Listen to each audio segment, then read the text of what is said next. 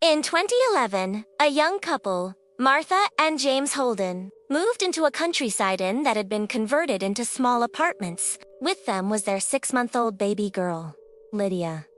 The place was old, the floors creaked, and the wallpaper peeled, but it was cheap and quiet, perfect for starting their new life. Their assigned place was room 9.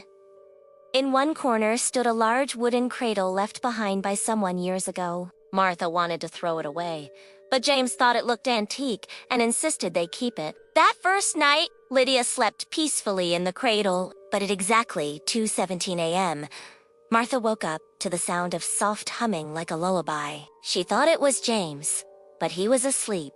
The sound came from the cradle. Lydia was awake, clapping happily at something unseen above her. The next day, Martha dismissed it as her imagination, but the following night, the same thing happened. Again, at 2:17 a.m., the humming started, soft and clear, rocking Lydia back to sleep.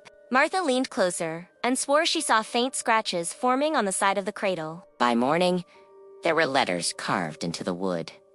Sweet Lydia. Terrified, Martha begged James to move the cradle out. He laughed it off, saying stress was making her hallucinate. But the third night, the cradle rocked violently on its own, while Lydia giggled inside. A few days later, their elderly neighbor, Mrs. Carter, visited. When she stepped into room 9 and saw the cradle, her face turned pale. She whispered, "You mustn't keep that. A baby vanished from it decades ago." She explained that in 1963, a baby girl named Amelia disappeared from the very same cradle. Police said she had been kidnapped, but Mrs. Carter believed something far darker had taken her. That night, Martha tried to put Lydia in their bed, but the baby screamed until placed back in the cradle. And when the clock struck to 17 a.m., the humming returned. This time, Martha saw her. A woman in black, veiled, bending over the cradle, stroking Lydia's hair with skeletal fingers. James didn't believe Martha until one morning, above the cradle, words appeared scratched into the wall. "Mother loves you." From then on, Lydia began to change. She stared at corners, laughing at nothing. One night, Martha woke to see her daughter standing in the cradle, impossibly steady, whispering in a voice too deep for a baby. "Mama stayed forever."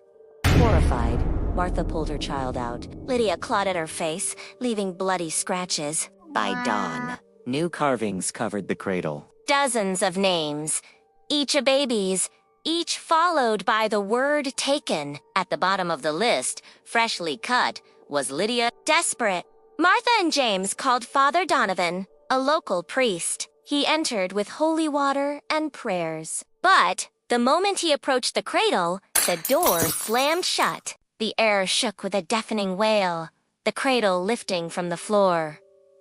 Lydia's eyes rolled white. A shadow pressed against her tiny chest, trying to pull her soul free. The priest shouted prayers, throwing holy water.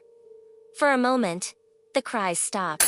Then came a scream so sharp it shattered the window glass. Father Donovan collapsed, blood pouring from his nose and ears. When he opened his eyes, the cradle was empty. Lydia was gone. The Holdens tore the room apart, but the baby was nowhere. On the wall, new words appeared, carved deep.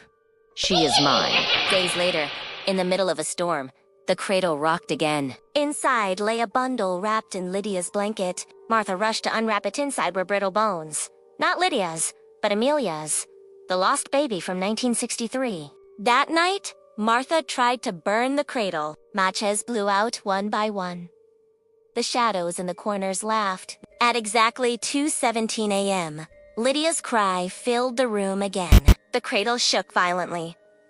The woman in black appeared, lifting her veil. Her face was a hollow skull, empty sockets glowing faint red. "You will give me another child," she hissed, "or Lydia stays." James tried to fight, but he was flung against the wall, his bones cracking. Martha lunged for Lydia, who appeared in the cradle, reaching out her hands. For 1 second, mother and daughter touched fingers.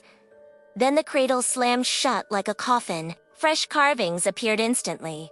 Amelia, Lydia, forever. By morning, room 9 was silent. Martha and James had vanished. Their belongings left behind. Only the cradle remained.